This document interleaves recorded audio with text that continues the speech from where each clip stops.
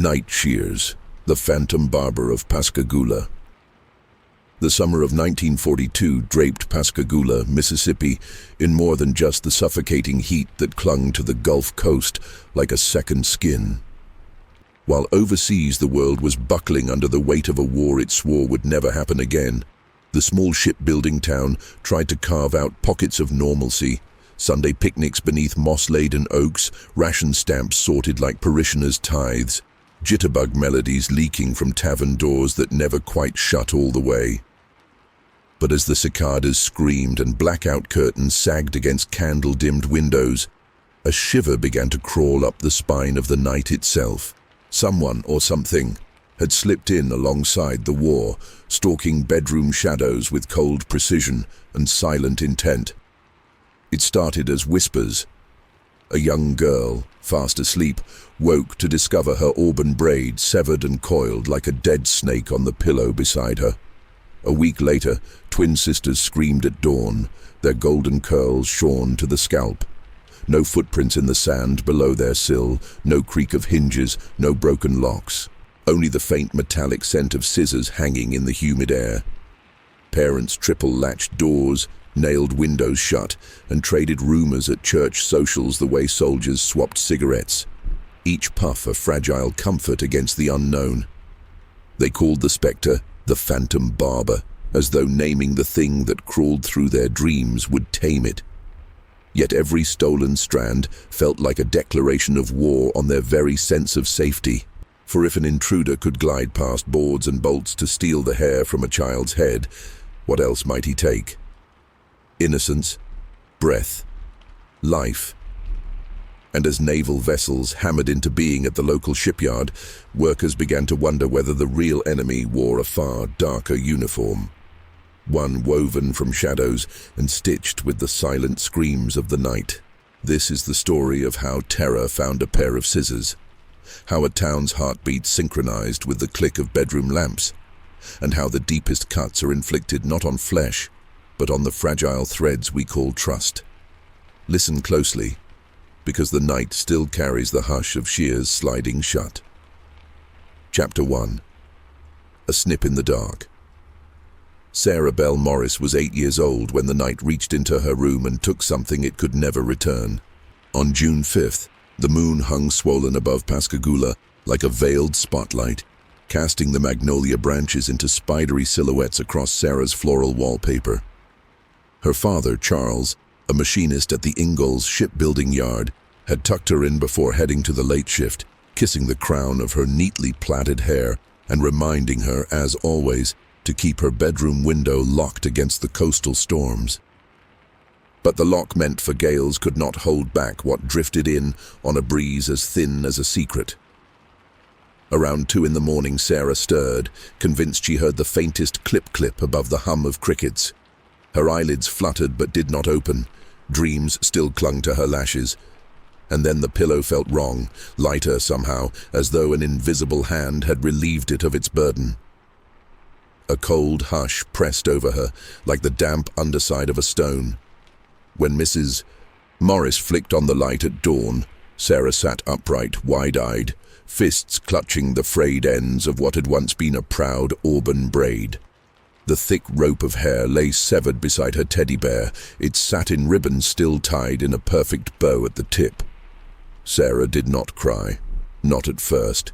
She simply stared at the braid the way a soldier might regard a fallen comrade, shocked the body could be so still. The sheriff's deputy who arrived an hour later was young, freckled and visibly rattled. He inspected the window, still locked, examined the door, still bolted, questioned Mrs. Morris, still shaking. Nothing. No prints in the soft earth below the sill, no sign of forced entry.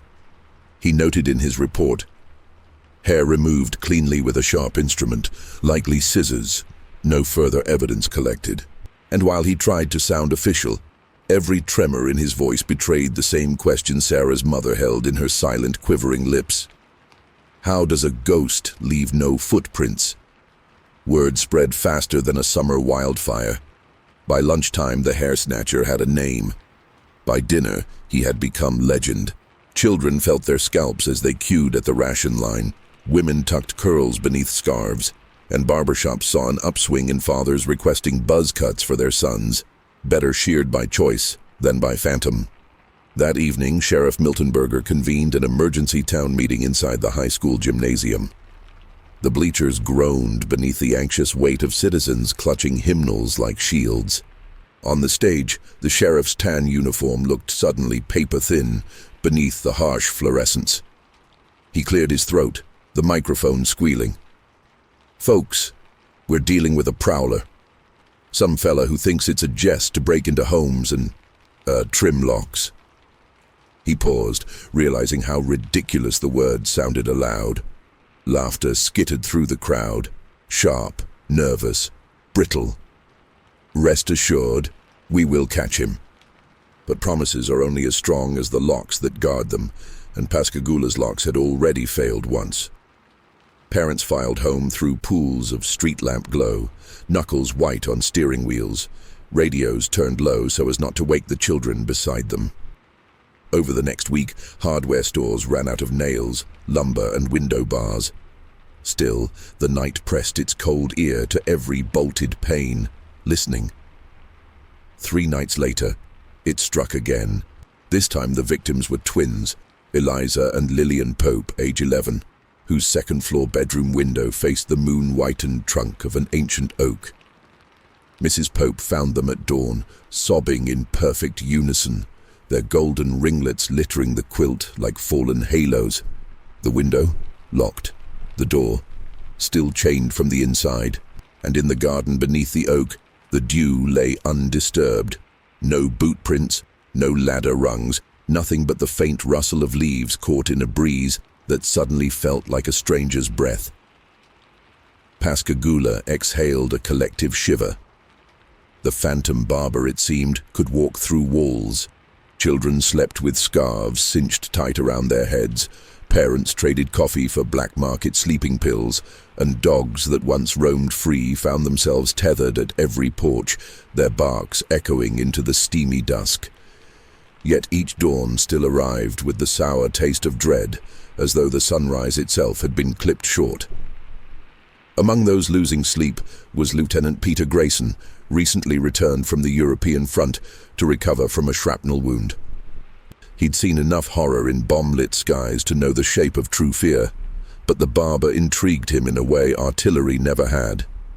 War obeyed rules, brutal, yes, but decipherable.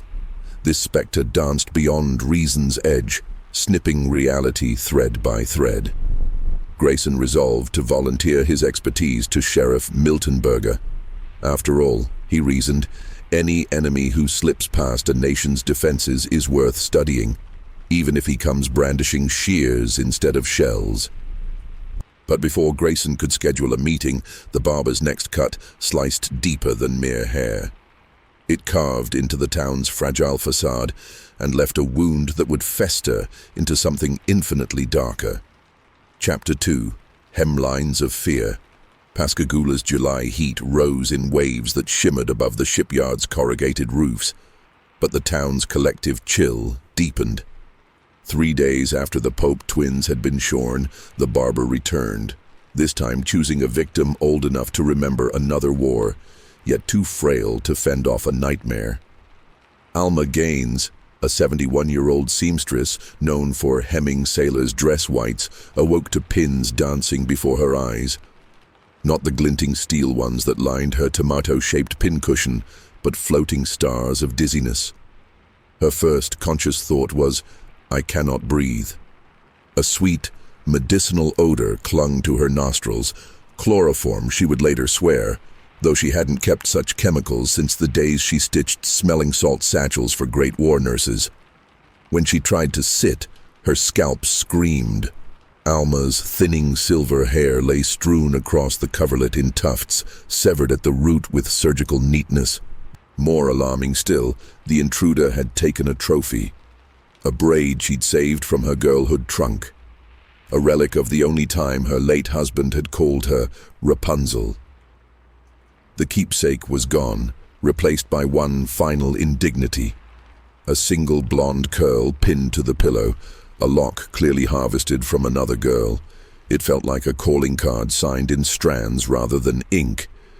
Sheriff Miltenberger arrived with Lieutenant Grayson in tow, the two men forming an unlikely duet of law and war. Miltenberger carried a clipboard, Grayson a combat flashlight whose beam cut through the modest bungalow like a bayonet of light. In Alma's bedroom, Grayson knelt to inspect the floorboards and inhaled deeply, catching the faint, sweet ghost of chloroform still clinging to the humid air.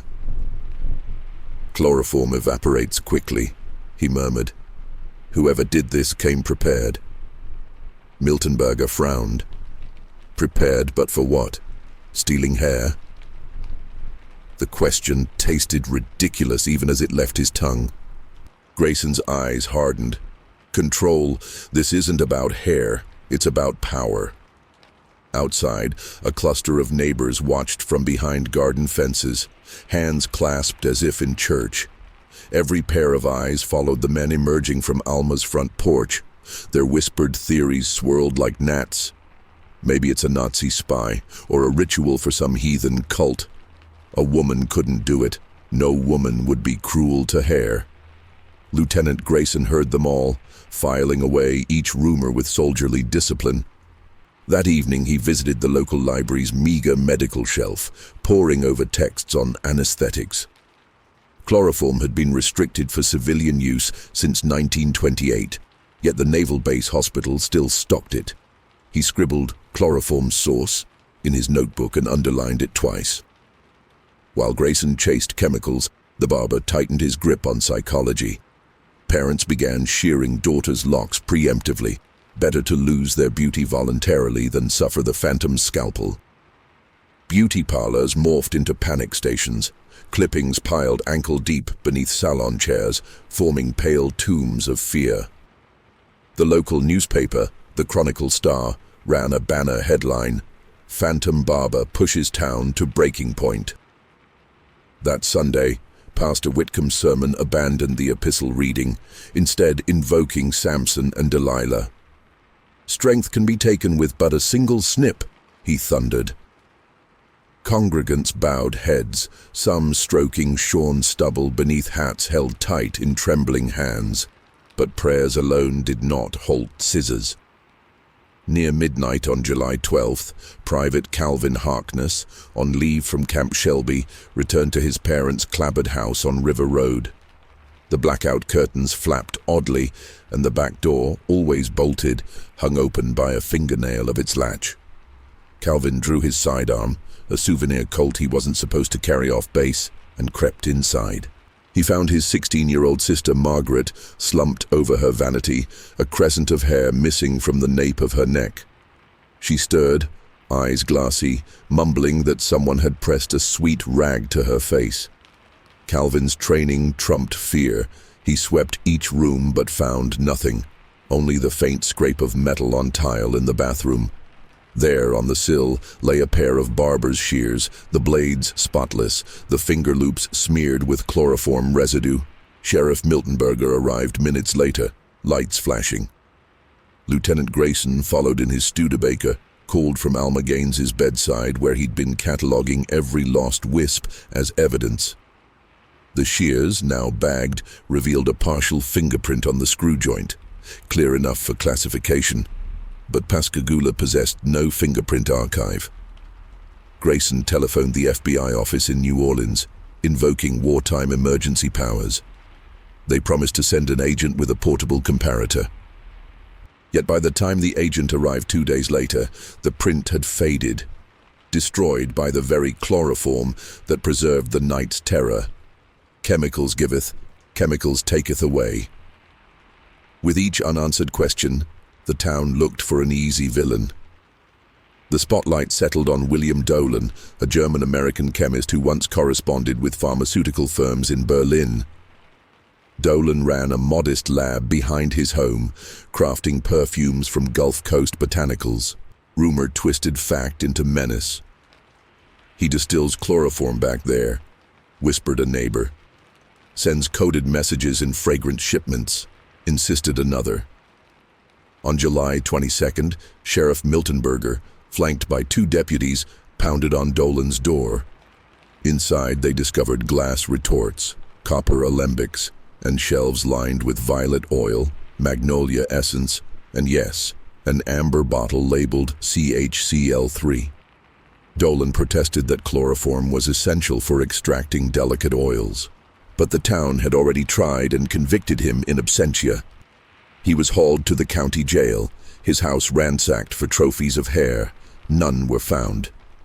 Despite the arrest, the sheriff mandated a curfew. All residents indoors by 9 p.m., windows locked, lights off. Victory gardens withered in neglect. Porch swings rusted silently in the salty air.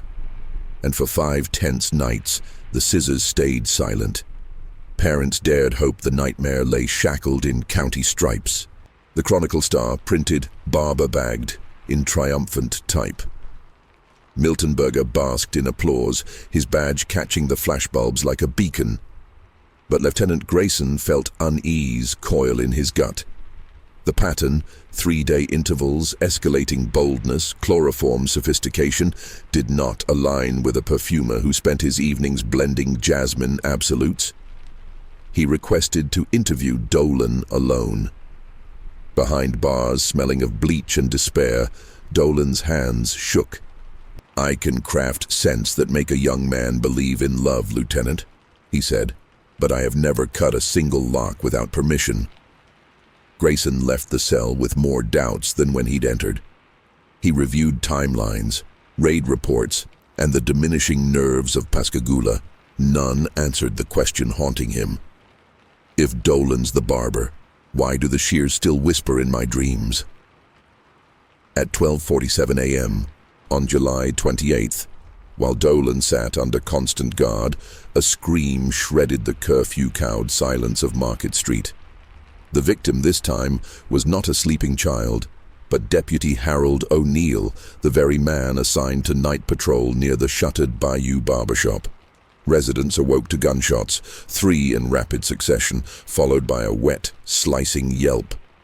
When backup arrived, they found O'Neill sprawled beside the barber's striped pole, throat slit from ear to ear. His sidearm lay unfired. A pair of scissors protruded from his chest, the handles painted with his own blood. The phantom barber had escalated from clipping innocence to severing life. Pascagoula's terror, once content to hide behind blackout drapes, now broke into full daylight hysteria. Workers refused night shifts. The shipyard's production stalled, threatening vital war contracts. Governor Paul Johnson dispatched the Mississippi National Guard to assist. Lieutenant Grayson, standing over O'Neill's sheet-draped body, whispered a soldier's prayer and realized the town's battle had changed to theaters. The barber had traded stealth for spectacle, an evolution Grayson recognized from European trenches. Cornered predators grow bold. Miltonberger, pale and trembling, asked the question everyone feared. "What do we do now?" Grayson exhaled, the Gulf breeze carrying the copper tang of blood. "Now," he said, "we set a trap, baited with fear, sprung with vigilance, because somewhere between the snip of scissors and the scream of a dying man, this phantom revealed one truth. He isn't a ghost. He's flesh, and flesh can bleed." Chapter 3. Baited night. The sun dipped behind the marshes with a spiteful hiss, as though the Gulf itself was trying to drown the day's last light. Lieutenant Peter Grayson leaned against the hood of his Studebaker outside City Hall, sleeves rolled to the elbow, collar sticking damply to his neck. He and Sheriff Miltonberger had spent the afternoon drafting a plan that felt more like a gamble than a strategy. Operation Barber Trap. They understood 2 truths. First, curfews and National Guard patrols had not deterred the phantom. The murder of Deputy O'Neill proved the killer thrived under pressure. Second, every previous attack took place in a bedroom whose window faced south-southeast, catching the prevailing breeze from the Gulf. Grayson believed the intruder navigated by scent and sound, using chloroform's sweet fumes to mask his own presence. If they could bait the breeze, they might trap the specter. On Magnolia Avenue stood the abandoned Caraway residence, a two-story shotgun-style home scheduled for demolition to make room for defense canteen housing. Grayson proposed outfitting the upstairs bedroom to mirror a young girl's sanctuary. Frilly curtains, rag dolls, a braided wig arranged on the pillow. Beneath the facade lay hidden contingencies, tripwire connected to a silent alarm at the sheriff's office, leaves of gelignite rigged to stun but not kill, and 4 plainclothes guards concealed in adjacent rooms. Every surface wore a light dusting of fingerprint powder, and a discreet line of banknote dye coated the window sash. Anyone who touched it would stain their hands with ultraviolet violet, visible only under Grayson's military lamp. To maintain secrecy, the setup happened after midnight on July 30th. Only 6 people knew the details: Grayson, Milton Berger, the mayor, 2 trusted deputies, and Nurse Evelyn Bryce from the Naval Hospital, recruited for her knowledge of anesthetics. She supplied a vial of chloroform placebo, salicylic ether tinted to smell identical but inert. They placed the vial beside a dollhouse wardrobe, hoping curiosity would trigger a fatal mistake. Evelyn lingered after the final nail was hammered, brushing a curl behind her ear. "You think he'll come?" she whispered. Grayson's jaw worked as though chewing a thought. He's addicted to the act. Addicts always return to the scent. The town pressed itself into bed that night under a heat so thick it felt embalming. Streetlights dimmed to slits behind blackout hoods, and yet inside the decoy house, 20-watt bulbs glowed softly, enough to silhouette the wig and lure a predator. Grayson crouched in the hallway with Deputy Rourke, both men silent save for the ticking of Rourke's pocket watch. Midnight passed, then 1 a.m. Somewhere a mosquito whined in its death dance against a window screen. Sweat pooled in Grayson's collar. He reviewed every exit route, every creaking floorboard he'd memorized in daylight. At 2:14, the Gulf breeze shifted. Curtains in the decoy bedroom fluttered like mourning veils. Grayson's nostrils flared, detecting a faint scent. Not chloroform, but something floral. Magnolia and lilac. A shadow slipped across the threshold, the silent, fluid outline of a man. He moved with unsettling grace, gloved hands clasping a small metal case. Grayson signaled. One finger, hold, and let the phantom drift deeper into the trap.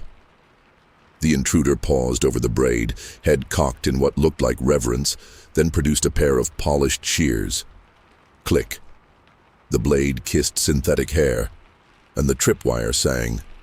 Lights exploded. Sirens wailed. A muffled bang of gelignite painted the room with flashbulb brilliance. Grayson lunged, shoulder slamming the man into the dresser. Deputy Rourke cuffed one wrist before the phantom twisted, slamming Rourke's head against the bedpost. Blood-dotted lace pillowcases. The intruder bolted, trailing violet fingerprints down the hall like neon breadcrumbs. Milton Berger's deputies burst up the staircase, boots thundering. The phantom vaulted the banister, landing cat-silent in the foyer. Grayson pursued, drawing his sidearm. A warning shot splintered the doorframe. Outside, National Guardsman Private Lopez raised his Springfield rifle.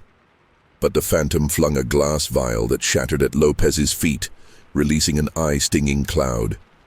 The soldier coughed, blinded. When the smoke cleared, the street lay empty. They tracked violet stains along Magnolia, across the trolley tracks, and into the shipyard district, where heat warped the air above red-hot steel. The trail stopped at the mouth of Pier 3, a half-constructed destroyer's hull yawning like a wound. There, the prince vanished. Grayson stared at the steel skeleton.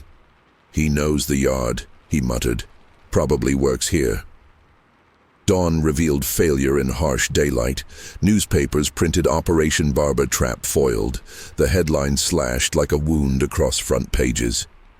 Though townsfolk took grim solace in knowing the phantom could bleed, Deputy Rourke's head had been smeared with the man's blood after the dresser impact. Hope dimmed. If even bait, Bombs and soldiers could not cage this predator. What safety remained? At the naval yard, welders spoke of a ghost among the rivets. Some refused to enter Pier 3 after dusk. Production slowed again, and Washington dispatched a stern telegram. Shipments crucial to Pacific Theater. Resolve civilian interference immediately. Pressure from the war effort now bore down upon local law enforcement. Miltenberger convened a town hall, voice cracking. "We will institute identity checks at every shift. No worker enters without fingerprint confirmation." Murmurs rippled. Fingerprinting an entire workforce felt like martial law. Grayson, studying the room, focused on two men whispering near the exit. Miles Dugan, a night shift welder with scarred knuckles, and Dr. Samuel Pierce, the Naval Hospital's anesthesiologist. Dugan looked furious, but Pierce seemed amused. That night, Grayson requested personnel files. Dugan had 2 minor assault charges pre-war. Pierce boasted commendations and an Ivy League degree. Yet the Barber's pattern required a man comfortable with chemicals. Pierce fit that bill. Still, Dugan's access to every corner of the shipyard couldn't be ignored. He jotted a new line in his notebook, 2 blades to 1 handle. On August 2nd, a break finally came, but not from the sheriff's office. Clara Vaughn, a riveter, discovered a cluster of silver blonde hairs wedged behind a bulkhead on Pier 3, secured with a straight pin. Terrified, she reported it to her foreman. Within hours, Grayson was kneeling on the deck, tweezers in hand. Under ultraviolet light, the pinhead glowed with the same violet dye. He traced a path of minute droplets, too small for naked eyes, leading to a narrow crawl space between hull plates. Inside, he found a canvas satchel. Carefully unfastening the clasp, he revealed trophies: coils of hair bound with string, half-used bottles of chloroform, and, most chilling, a school photograph of the Pope twins, their ringlets untouched. Rourke, sporting a stitched brow from the dresser incident, swallowed hard. "Why keep the photo if he already cut them?" Grayson answered in a voice colder than the steel walls. "Because trophies lose flavor. He's hunting memories now." They dusted the satchel for prints. None. But inside, a small oilskin pouch held something new: golden insignia buttons from a naval officer's dress whites. Alma Gaines' tailored uniforms. Could the Barber have stolen from her shop as well? The puzzle twisted. Grayson's gaze shifted to the dry dock's shadowed rafters. He moves here like a spider in its web, and spiders never abandon their lairs willingly. Miltenberger secured a warrant to search every locker on Pier 3. Workers protested. Unions threatened strikes. In response, the mayor authorized a dusk-to-dawn suspension of all operations until the Barber was caught, even if it jeopardized war deadlines. Lamp-black clouds no longer billowed at night. The yard fell eerily silent, a dark gash against the starlit coast. Pascagoula residents discovered a new horror. Silence can be louder than screams. With the shipyard dark, every creak of clapboard echoed, every gust across palmetto fronds sounded like shears slicing air. Families gathered in parlors, radios hushed, waiting for the next siren. They did not wait long. At 3:06 a.m. on August 4th, alarms blared from the Naval Hospital.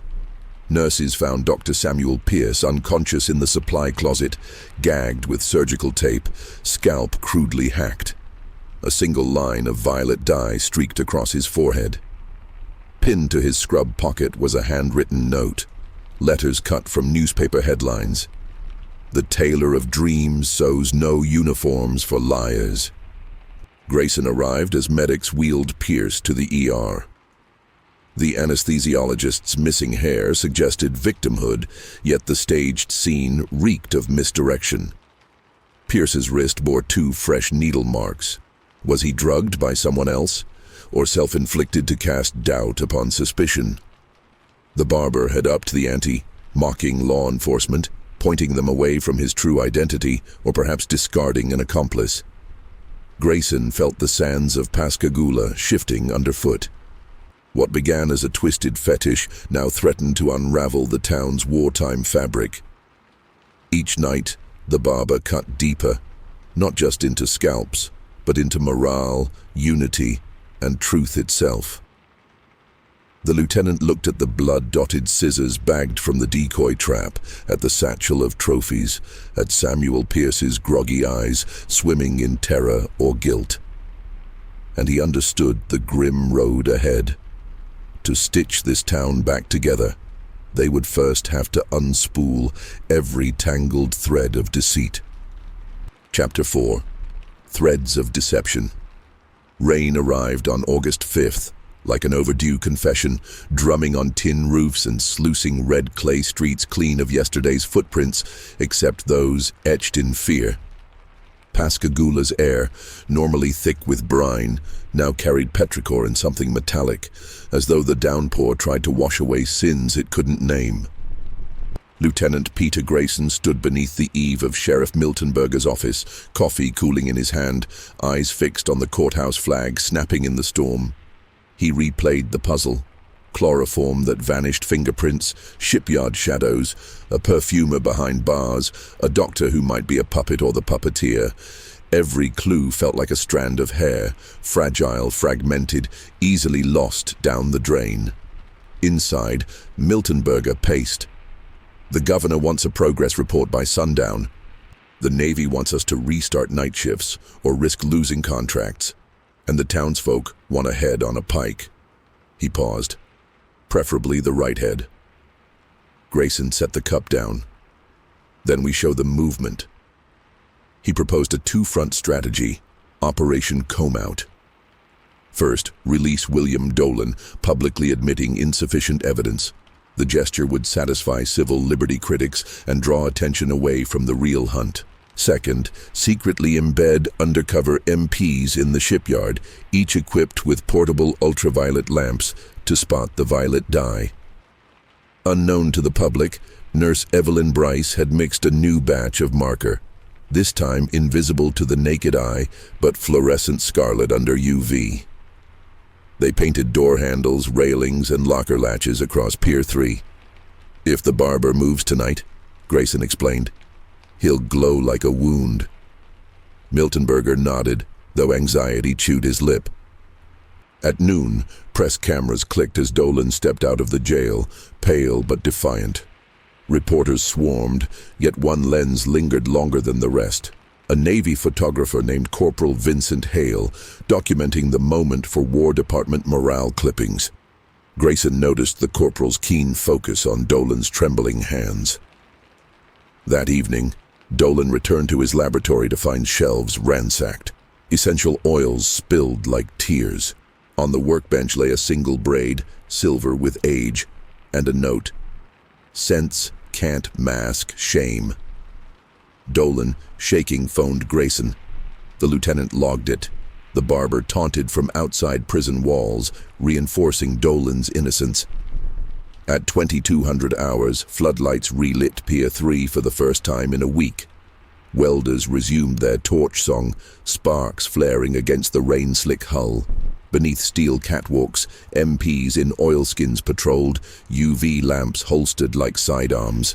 In a maintenance shack, Grayson reviewed personnel logs. Miles Dugan had clocked out sick. Dr. Pierce lay sedated under guard at the hospital. That left one unusual absence. Corporal Vincent Hale, the photographer, whose passcode failed to register at his barracks checkpoint. Could be on assignment, suggested Deputy Rourke. Or making one, Grayson muttered. He radioed MPs. Locate Hale. Minutes later, an MP found Hale's locker. Inside, film canisters clattered. One roll bore fresh developer fluid. In the darkroom, Grayson projected the negatives onto a canvas sheet. Candid photos of Dolan's lab, close-ups of hair trophies, and an image of Samuel Pierce bound in the closet, taken before nurses found him. Grayson felt his pulse hammer. He's documenting the terror, curating it. At 01:17, alarms shrieked. A sentry reported a figure scaling the destroyer's scaffolding. MPs converged, UV lamps sweeping. High on the starboard catwalk, a silhouette glimmered. Hands, boots, camera bag, stained luminous scarlet. Freeze. The figure bolted, camera swinging like a pendulum, lightning forked, illuminating a face painted with streaks of violet and scarlet, a macabre jester. It was Hale. Grayson sprinted up the ladder, rain pelting steel rungs. Hale reached the top deck, slipping on slick metal, nearly plummeting into the hull's abyss. He steadied himself, then produced scissors glittering under the storm's light. "Stay back, Lieutenant." Hale's voice cracked. "They need to see the fear. The country needs—" A shot rang. Deputy Rourke fired a warning into the sky. Hale flinched, lost footing. The scissors clattered into darkness. Grayson lunged, tackling him. They crashed hard. Hale's camera shattered, film spooling into the wind like severed strands. MPs swarmed, cuffing Hale as his manic laughter dissolved into sobs. In the interrogation room, dripping rainwater onto concrete, Hale spoke in bursts. "Photographs make them believe," he whispered. "The war posters, they motivate the masses. Horror motivates faster." He described studying government propaganda, realizing fear was the quickest recruiter. If Pascagoula trembled, production would surge to defend loved ones. His plan, a living nightmare captured on film, broadcast to newspapers nationwide. "But you killed Deputy O'Neill," Miltenberger said. Hale wept. "I never meant death. O'Neill surprised me. He admitted to using chloroform stolen from hospital stores, learning its dosage from medical manuals. Alma's hair, the twins, the doctor, each tableau meticulously photographed." Grayson asked the final question. "Why the hair?" "Hair is identity," Hale rasped. "You take it, you rewrite the person. You say, you're at war now." Under UV, Hale's fingertips glowed scarlet, every crevice etched with chemical guilt. The evidence closed like shears, fingerprints on scissors, photos in his locker, violet dye on his boots. News spread by dawn. Phantom Barber caught, war worker behind night terrors. Crowds gathered outside City Hall, some cheering, others weeping. Dolan's neighbors baked him pies in apology. Alma Gaines stitched a quilt embroidered with the names of every victim. The shipyard restored full shifts. Governor Johnson rescinded the guard presence, and Pascagoula dared crack windows to welcome the Gulf breeze again. Yet in private, Grayson flipped through Hale's recovered photographs, each frame a frozen scream. One image stopped him cold. A pair of scissors laid across a severed braid.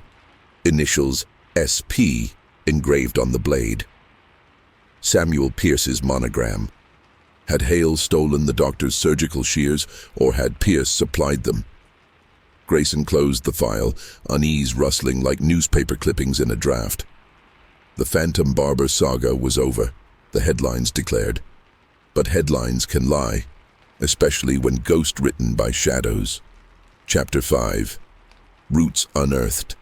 September crept in with mosquito swarms and restless yellow moons. Though Corporal Vincent Hale languished behind steel bars, Pascagoula's nerves refused to settle. Lieutenant Grayson spent each dusk chasing phantoms of paperwork, yet his dreams vibrated with the metallic snip, snip, snip that stole breath and hair alike. On the night of September 14th, the still unfinished destroyer USS Tallahassee echoed with rivet guns when another cry slashed through the clamor. Marjorie Kellum, wife of Chief Petty Officer Harold Kellum, staggered onto Pier 2 from the family cottage, hair sheared in a jagged arc across her scalp. "The Barber!" she gasped, blood trickling where scissors had grazed flesh. Grayson arrived minutes later. MPs discovered no forced entry, but Marjorie's vanity mirror bore a message finger-painted in her own hair shavings. "Copy me if you dare." Beneath it lay a surgeon's scalpel stamped U.S. Navy Medical Corps. "Vincent Hale is locked up," Deputy Rourke whispered. "So either we jailed the wrong man?" or someone wants us to think we did. Grayson clenched his jaw. Hale's confession had never mentioned scalpels, only scissors. And Hale had shot photographs, not taunting messages. Dr. Samuel Pierce, still recovering from chloroform complications, resided in a guarded ward. Grayson questioned him anew. Pierce's hands trembled as he denied involvement, but his eyes flicked toward the hallway's flickering light, seeing things Grayson could not. "When he visits," Pierce murmured, "lights dim, smell of lavender and rust. I tried to warn you before, but he wore your uniform." Grayson stiffened. Hale had borrowed a sergeant's jacket during his darkroom sessions, but Pierce described Officer Pin's polished mirror bright, something Hale never had. Rumors spread of a second Barber, codenamed Shadow Shears. Welders claimed they spotted a tall figure testing scaffold heights, boots silent on metal. Night after night, hair samples vanished from locker rooms, and Red Cross nurses awoke with ponytails sliced cleanly beside their pillows, never taken, simply arranged like offerings. With every incident, a calling card appeared. "Observe the war within." Grayson decoded it as twisted propaganda, but the pattern felt ritualistic, almost sacrificial. Grayson interrogated Hale again. At the mere mention of new attacks, Hale's bravado shattered. "I acted alone," he insisted, voice raw. "No copycats." "My work, my art, was singular. But someone's improving upon your canvas," Grayson retorted, sliding photos across the table. Hale recoiled at the scalpel image. "I never used medical blades," he breathed. Grayson leaned close. "Then either you lied, or you inspired a monster you can't control." Hale's pupils widened. "You have to stop him. He has access." "Access to what?" Hale trembled. "To the morgue." That night, Grayson led deputies to the Naval Infirmary basement. The morgue's refrigeration units thrummed low. Drawer 12, Pierce's former patient, a drowned sailor, hung ajar by inches. Within, tufts of hair had been clipped away. A fresh suture marked the scalp, as if someone had pried open the skull and sewed secrets back inside. On the stainless steel floor lay a photo envelope stamped Vincent Hale Photo Service. Inside, black and white stills of the sailor's corpse mid-autopsy, shots Hale swore he never took. Rourke swallowed. "Someone staging evidence." Grayson flipped the final print. The camera had captured not just the corpse, but a reflection in the freezer door, a tall figure wearing a pristine officer's jacket, collar stars gleaming. No face, only shadow where eyes should be, and a gloved hand holding a scalpel. As dawn smeared orange over the bay, Grayson realized Pascagoula wasn't dealing with a mere copycat. This second phantom operated within Navy ranks, wielding medical tools, hijacking propaganda photographs, and haunting victims Hale never knew. In the sheriff's office, a map bloomed with red pins, original Barber strikes in violet, new scalpel attacks in crimson. Their paths intersected only at Pier 3 and the infirmary supply corridor. Pierce, semi-lucid, muttered in his hospital cot. "He's gathering roots, preparing the wig." Grayson shivered, recalling legends of voodoo dolls stuffed with stolen hair, gris-gris charms made to control. Was this war-era town witnessing occult sabotage, psychological warfare pushed beyond propaganda into ritual? He resolved to act before the next cut. Chapter 6. Mirror of Bones. October's winds howled through Pascagoula's live oak tunnels, rattling Spanish moss like witches' tassels. Yet the shipyard pressed on. Destroyers must sail. War waited for no haunting. Lieutenant Grayson, however, no longer trusted the boundaries between home front and front line. The enemy he hunted wielded scissors and scalpels, not rifles, yet left casualties just the same. The Navy courier pouch arrived at dawn, marked confidential, photographic analysis. Inside, an undeveloped film reel collected from Hale's barracks 2 months earlier had finally been processed at the Washington Intelligence Lab. Grayson threaded the negatives onto the light table. Frame after frame displayed grotesque montage, a pig carcass suspended in a walk-in freezer, tufts of its bristly hair methodically clipped until bald plates formed occult sigils. A hand wearing surgical gloves dipped those hairs into a bowl of dark fluid. Iodine, blood, before pinning them onto a corkboard arranged in concentric circles. One frame froze Grayson's breath. A reflection in the stainless door again. Officer jacket, 2 collar stars, face blotted by flare, but this time the figure held not a scalpel, but Pierce's ivory-handled surgical saw. Hale's voiceover scrawled in the margin, Phase 2 begins after harvest. Hale denied authorship of these shots, which meant the real Barber or his successor had borrowed Hale's camera, trusted the developing pipeline, and staged everything like an artist signing another's work. Grayson visited Dr. Samuel Pierce, now lucid after weeks of detox. Under the fluorescence he appeared a shrunken effigy, but his eyes held coals of resolve. "I remember," Pierce rasped. He called himself Mr. Morrow, said he served in public health services, studying wartime morale metrics. He offered me army contracts if I supplied chloroform and equipment. Pierce's voice cracked. "I thought we were helping the war effort." He filmed everything. Pierce produced a name tag he'd hidden beneath mattress stuffing. La CMDR, Ellis V. Morrow, USN PsyOps. Grayson recognized the surname from Washington memos on psychological warfare experiments, some rumored but classified. Pierce continued. He believed fear could be weaponized locally, then broadcast to enemy lines, demonstrate the United States mastered terror better than any Axis power. Pierce sobbed. "When I resisted, he used my own chloroform." Grayson wired naval intelligence. Hours later, a terse reply crackled through the teleprinter.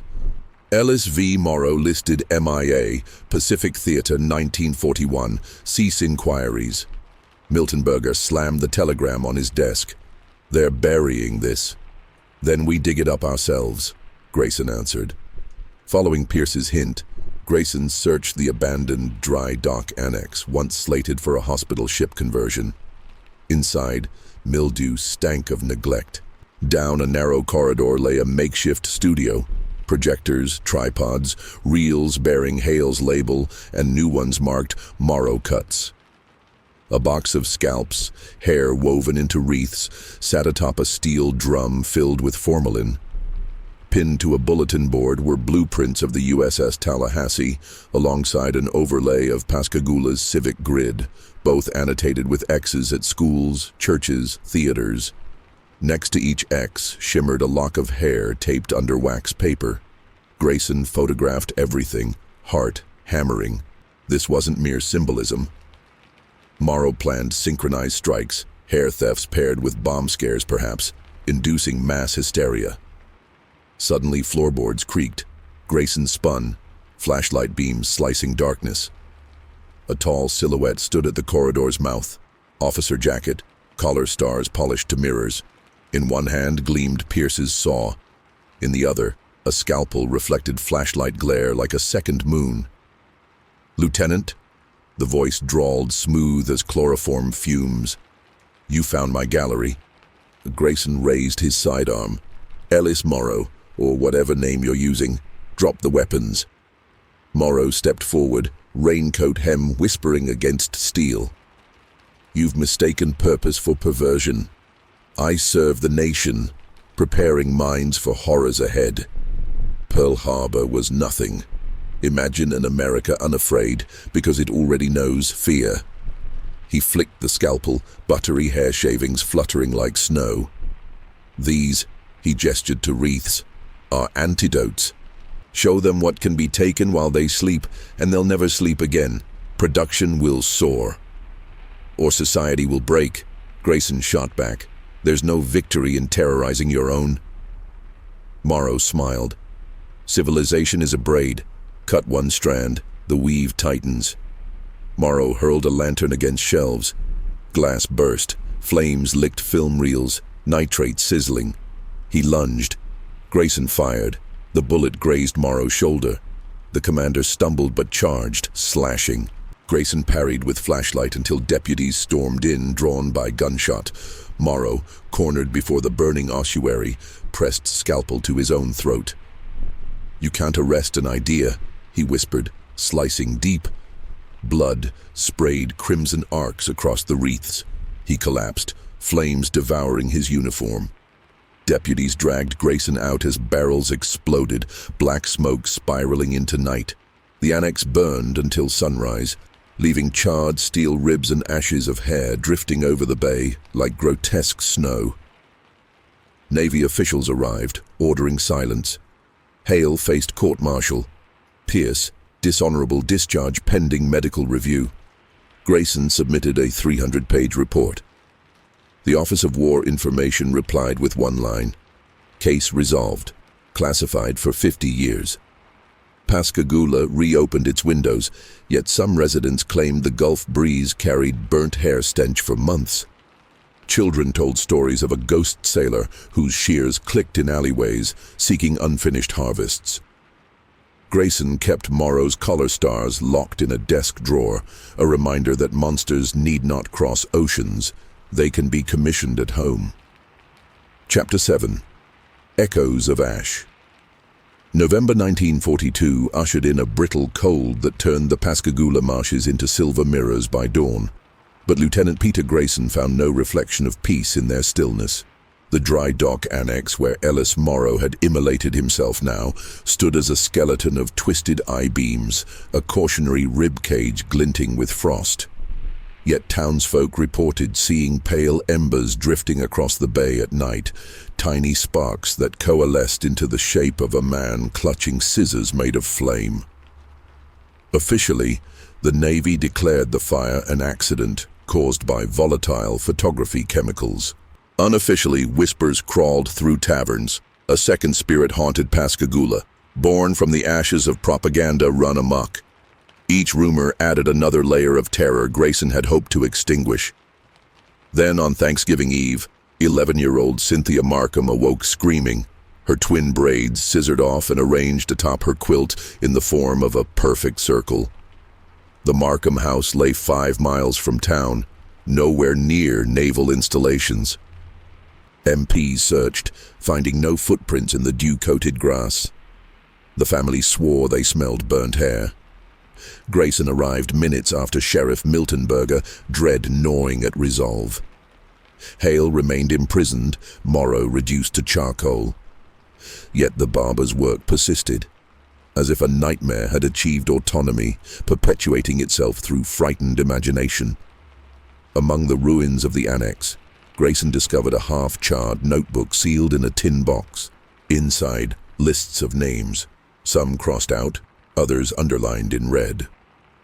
Dates ranged into 1943 and 1944, extending far beyond Morrow's lifespan.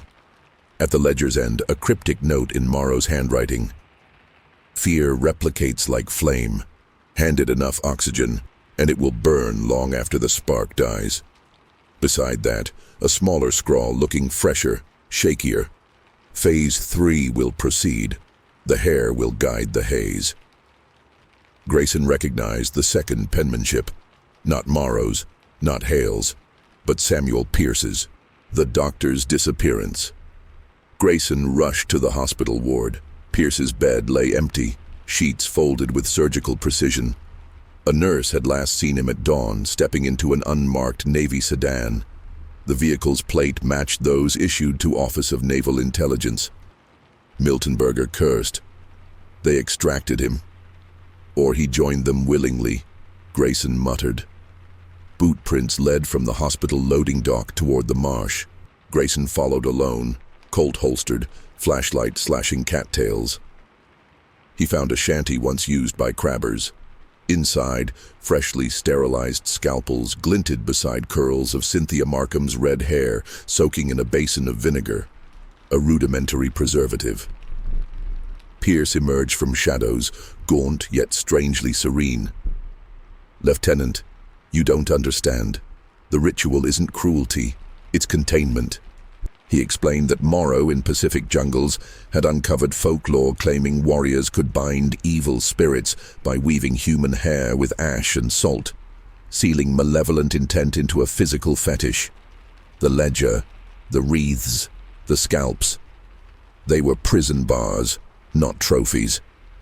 "The panic happened because the ritual was incomplete," Pierce said. "Morrow died before finishing the final weave. The entity is loose, the haze, feeding on fear, snatching hair to anchor itself." Grayson stared. War had birthed enough madness, but this bordered on cosmic. Yet evidence lay literal at his feet. Pierce produced scissors carved from bone. "We must finish the weave, or Pascagoula burns." That night, in a storm-battered boathouse, Pierce instructed Grayson and Nurse Evelyn Bryce to braid Cynthia's hair with locks recovered from every prior victim. Flames from a kerosene lamp projected their trembling shadows like puppets on warped cedar walls. Outside, thunder cracked. Inside, the scissors clicked ancient cadence. When the braid neared completion, a freezing wind blasted open the doors. Smoke rolled in, impossible for no fire burned nearby, coiling into a vaguely human silhouette, wielding shears formed of soot. The haze manifested, a negative image of Morrow's own ghost. The kerosene lamp shattered, plunging them into darkness pierced only by lightning. Pierce shouted archaic phrases, binding the final knot with a strand of Grayson's own hair, blood offering to seal the circle. The smoke figure lunged, air filled with the stench of blistering keratin.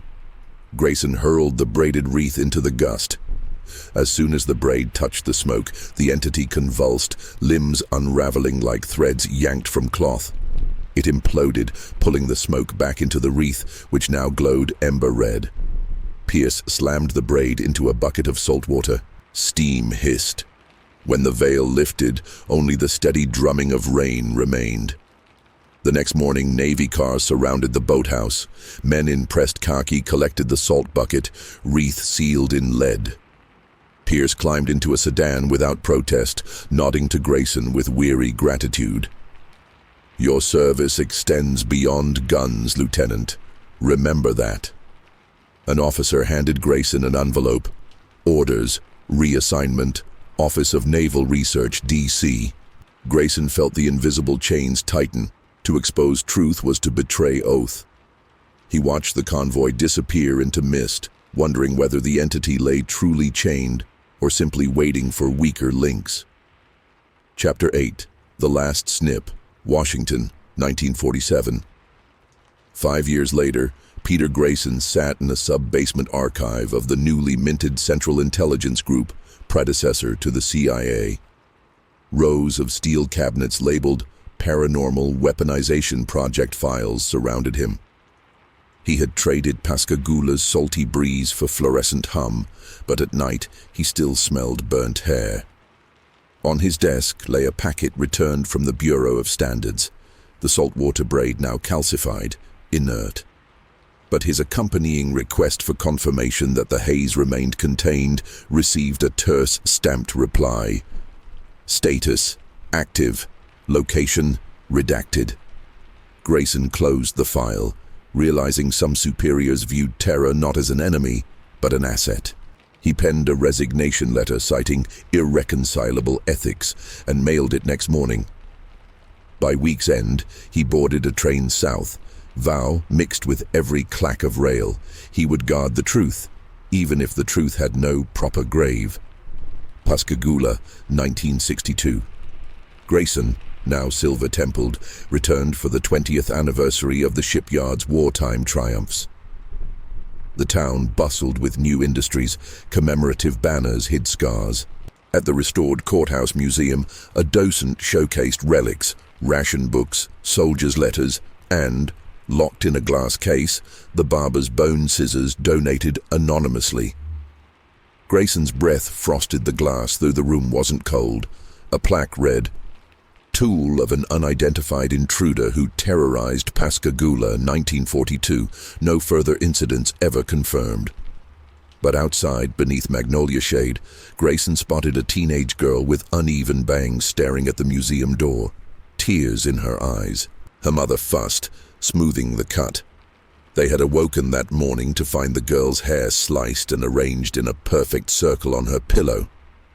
The plaque lied. That night, Grayson walked the shoreline where moonlight painted the Gulf pewter.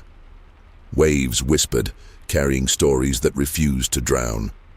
He recalled Pierce's words, "Fear replicates like flame. Weaponize it, and you risk sparks landing decades later." He removed the collar stars he'd kept all these years and pitched them into the tide. Metal sank. Guilt lingered. Somewhere scissors clicked, a crab perhaps, or a ghost finishing its braid. Grayson turned inland, whispering a promise to the dark. "I'll keep watch until the last snip." You followed the echo of Shears through shadowed hallways and storm-drenched docks, through classified corridors and haunted coastlines. The Phantom Barber's legend reminds us that some fears, once freed, learn to cut paths of their own. If this nightmare gripped you, subscribe to Crazy Real Horror Stories and ring the bell so you never miss another tale that slips between history and haunting. Share the video with a friend who dares to question the headlines and comment below. Do you think the Phantom Barber's scissors still snip in the dark?